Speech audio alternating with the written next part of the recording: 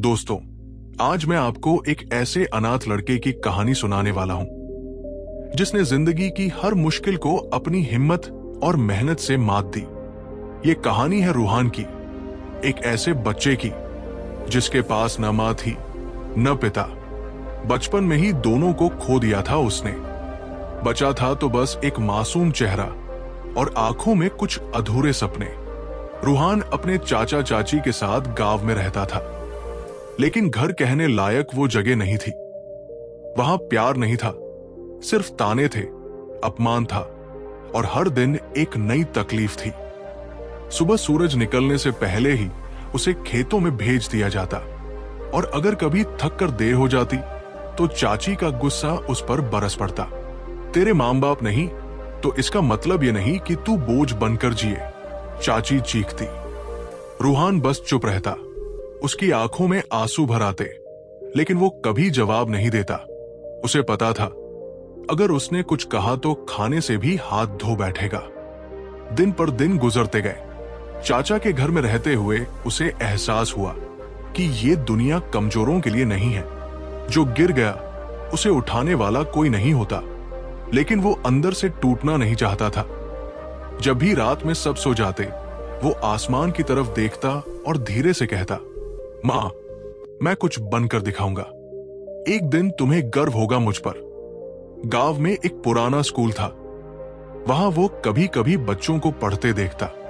उसके मन में भी पढ़ाई का शौक था, लेकिन चाचा ने साफ कह दिया था, हमारे घर में किसी को पढ़ने की जरूरत नहीं, काम करो वही सीखो।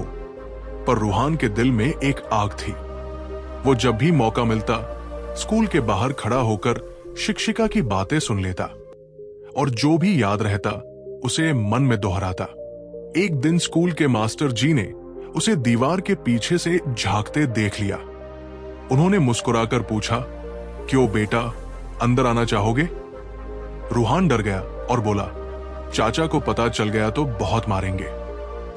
मास्टर जी ने कहा, अगर तुम सच्चे मन से सीखना चाहते हो तो डरना मत, मैं कुछ नहीं होने दूंगा। उस दिन से रूहान रोज शाम को चोरी छुपे स्कूल जाने लगा।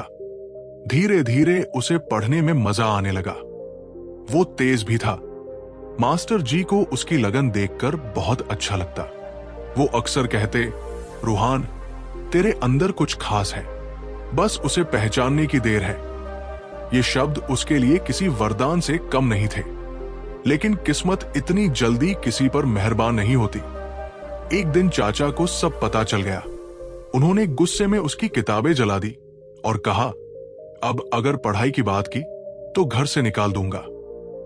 उस दिन रूहान ने रोते हुए राख में हाथ डालकर कहा, आप किताबें जला सकते हैं, लेकिन मेरे सपने नहीं। उस रात उसने चुपचाप घर छोड़ दिया। जेब में सिर्फ कुछ सिक्के थे और दिल में उम्मीद की एक छोटी सी लौ। शहर की राह पर निकल पड़ा वो, भूखा प्यासा लेकिन दृढ़ निश्चय के साथ। शहर पहुंचकर उसे एक होटल में बर्तन मांजने का काम मिला। तनख्वाह बहुत कम थी, पर वही उसका सहारा बन गई। रात में जब सब सो जाते, वो बचे हुए अखबारों से पढ़ना सीखता। होटल का मालिक उसे समझाता, बेटा, थक नहीं जाता तू? वो मुस्कुरा कर कहता, थक तो जाता हूं, लेकिन रुकने का समय नहीं है। कई साल गुजर गए। उसी होटल के मालिक ने उसकी मेहनत देखकर उसे स्कूल में दाखिला दिलाया।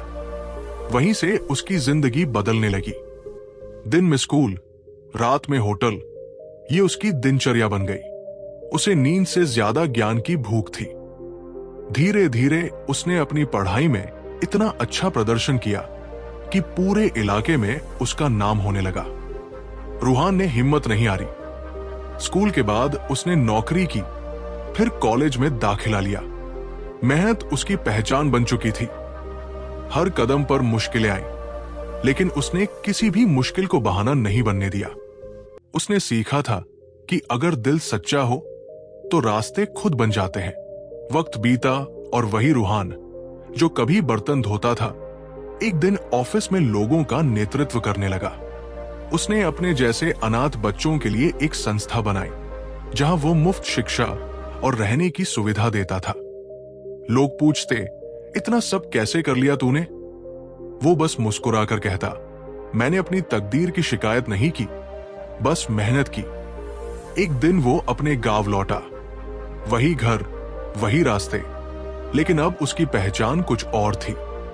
चाचा चाची बूढ़े हो चुके थे। उन्होंने झुककर माफी मांगी। रूहान ने कुछ नहीं कहा, बस उनके पैर छू लिए, क्योंकि उसने समझ लिया था कि इंसान की सच्ची जीत बदले में नहीं, माफ करने में होती है। उसने स्कूल के पास खड़े होकर आसमान की तरफ देखा और कहा, मां, मैंने कर दिखाया। उसकी आंखों से आंसू बह रहे थे, लेकिन दिल में सुकून था। दोस्तों, ये कहानी हमें सिखाती है कि हालात चाहे कितने भी कठिन क्यों न हो, अगर इंसान में हिम्मत और लगन है तो वो अपने जीवन की दिशा खुद तय कर सकता है। रूहान की तरह अगर हम मेहनत करें तो जिंदगी भी झुक जाती है। दोस्तों, अगर कहानी पसंद आई तो इसे लाइक करें, शेयर करें और चैनल सब्सक्राइब करना न भूलें।